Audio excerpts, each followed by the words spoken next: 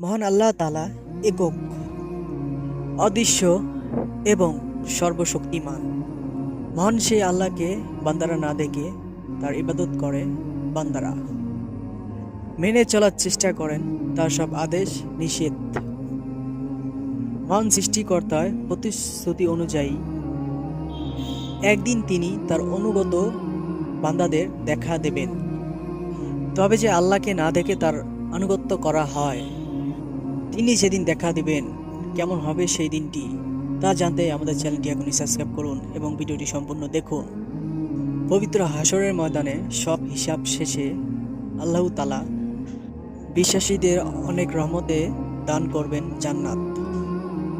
এই জান্নাত হবে পরম শান্তির জায়গা এবং নিয়ামতের জায়গা। মানুষের কোনো ইচ্ছায় বাকি থাকবে না সেখানে। জান্নাতের গন্ধ হবে সুগন্ধের মতন সুগন্ধ। মুমিনদের জন্য যে ঘর বানানো হবে তার ইট হবে স্বর্ণ ও রূপার। জান্নাতের রাস্তাগুলো হবে মুক্তোর তৈরি, আর ঘাস হবে জাফনানের। মুমিনদের অনন্তকালের চিরস্থায়ী ঠিকানা হবে জান্নাত। সেখানে কারো বয়স বাড়বে না। কোনো কোনো বর্ণনায় দেওয়া আছে জান্নাতীদের পুরুষদের বয়স হবে 30 বা 33, আর তাদের উচ্চতা হবে আদম আলাইহিস সালামের মতো। আর জান্নাতের নারীদের সৌন্দর্য হবে অকল্পনীয় মতো।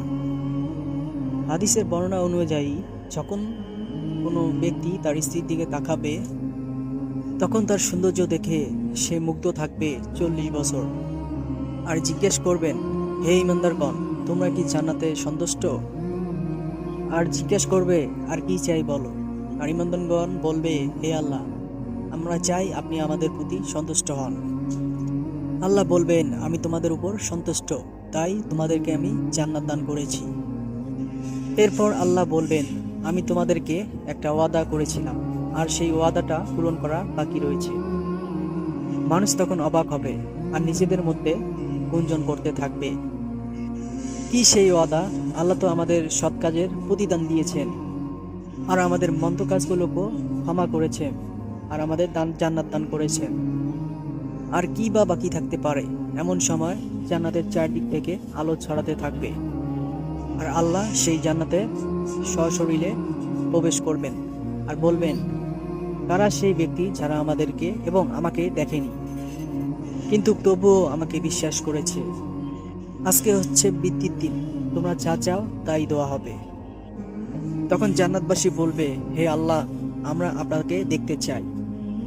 আল্লাহ জান্নাতে উপস্থিত থাকলেও তা ও জান্নাতবাসীর মধ্যে থাকবে নূরের পর্দা। ফলে মানুষ আল্লাহর উপস্থিতি দেখলেও আল্লাহকে দেখতে পারবে না। জান্নাতবাসীদের কথা শুনে আল্লাহ সেই নূরের পর্দা সরিয়ে দিবেন, আর জান্নাতবাসী প্রথমবারের মতন দেখবে আল্লাহর চেহারা এবং তার মালিকের চেহারা, তার সৃষ্টিকর্তার চেহারা। সেই মালিক যাকে না দেখে ইবাদত করেছে, ভালোবেসেছে এবং ভয় করেছে। সেদিনের সম্মান হয়তো আমরা কখনো কল্পনা করতে পারবো না। আসসালামু আলাইকুম। নেক্সট ভিডিওতে আবার দেখা হবে। ইসলামিক চ্যানেলটি আলোর পথ চ্যানেলটি শেয়ার করবেন এবং সাথে সাথে ভিডিওটি শেয়ার করে দেবেন। অবশ্যই একটু জানাবেন ভিডিওটি কেমন লাগলো এবং কমেন্টে অবশ্যই জানাবেন। আল্লাহ হাফেজ।